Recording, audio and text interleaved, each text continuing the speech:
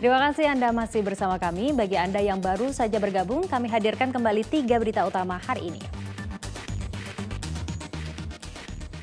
Hendak tawuran untuk konten siaran langsung media sosial, sejumlah anggota geng motor di Brebes ditangkap.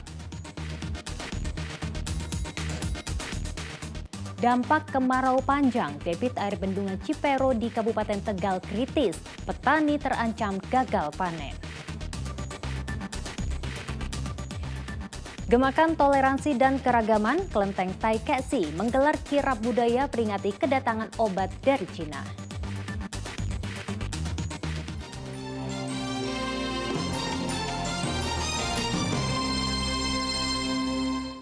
Dampak kemarau panjang, debit air bendungan Cipero di Kabupaten Tegal kritis. Ribuan hektar lahan pertanian terancam kering sehingga para petani berpotensi gagal panen. Kondisi mengkhawatirkan terlihat di bendungan Cipero di Desa Kedung Jati, Kecamatan Warureja, Kabupaten Tegal. Sudah 2 bulan bendungan mengering dan hanya menyisakan bebatuan di dasar bendung. Debit air bendung kini hanya 3.000 liter per detik dari debit normal 6.000 liter per detik. Akibat mengeringnya bendungan, lebih dari 20 hektar sawah gagal panen. Bendung Cipero merupakan satu-satunya sumber air bagi petani di Kecamatan Warureja, Kramat, dan Surodadi. Kritis, Pak. Untuk MT2 kritis. Karena dari debit dari DI Rambut, dari Sungai Rambut kurang, Pak. Ini makanya MT2 ini minta suplai dari Kejine, Pak. Kejine. Iya. Kalau normalnya berapa Pak debitnya, Pak? Normalnya biasanya entah 4.000 atau 5.000, 5.000, 6.000. Untuk sekarang kata petugas bendung cuma 3.000. 3.000. Saat ini, pengairan lahan pertanian padi seluas 7.600 hektar di Kecamatan Warureja dan Surodadi terpaksa dilakukan secara bergilir karena minimnya debit air bendung Cipero. Debit air bendung Cipero dipastikan semakin berkurang jika sampai bulan Agustus atau September tidak turun hujan di bagian hulu. Karena itu, para petani di bagian hilir yang jauh dari bendung Cipero diimbau untuk beralih menanam palawija selama musim kemarau. Kuncoro Wijayanto melaporkan dari Kabupaten Tegal. Dampak kekeringan dan jelang Idul Adha, harga sayur mayur di pasar tradisional Kota Semarang melambung. Kenaikan harga terjadi pada timun dan tomat.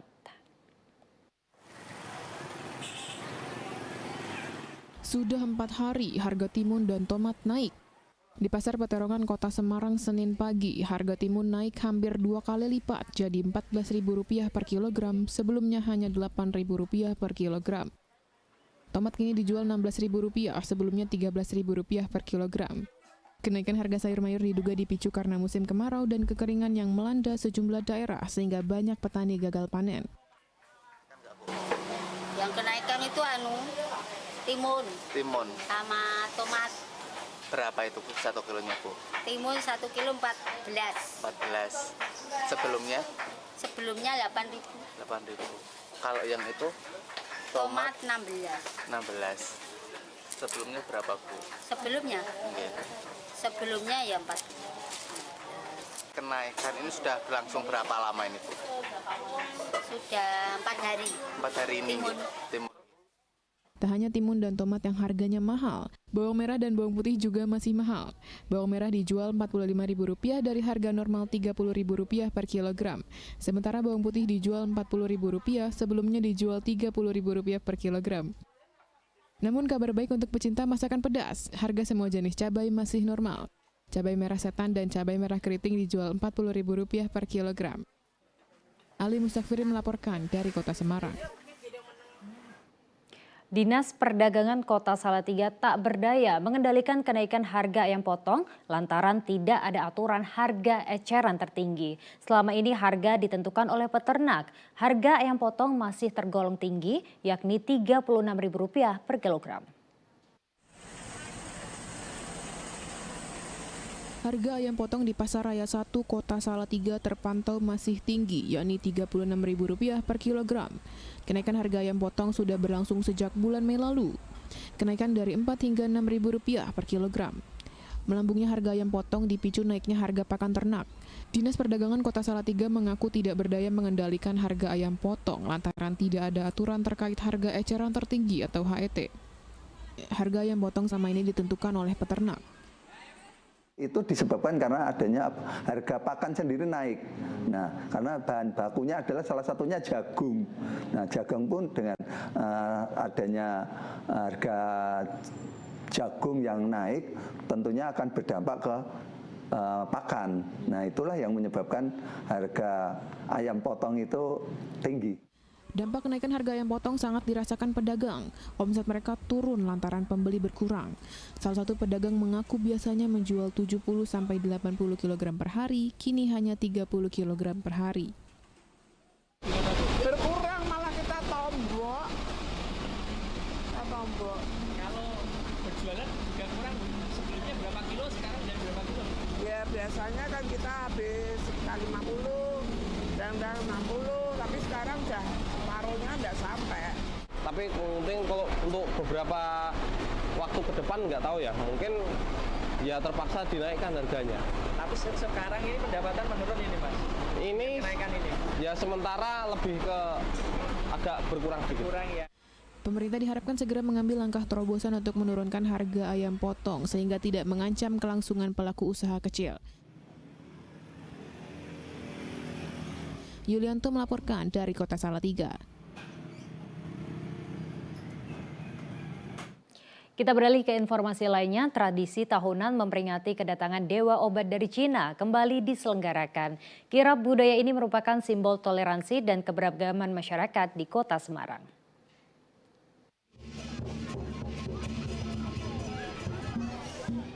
Kirap budaya memperingati 163 tahun kedatangan Dewa Obat digelar di Kelenteng Taikaksi Semarang Minggu petang. Kirap budaya merupakan wujud sikap toleransi serta saling mendukung antar umat agama dan golongan. Dulu terdapat wabah penyakit di Kota Semarang. Kemudian warga keturunan Tionghoa di Semarang meminta obat kepada leluhurnya di negara Cina. Permintaan pun dipenuhi. Obat dikirim dari Cina ke Semarang dan diberikan kepada seluruh masyarakat.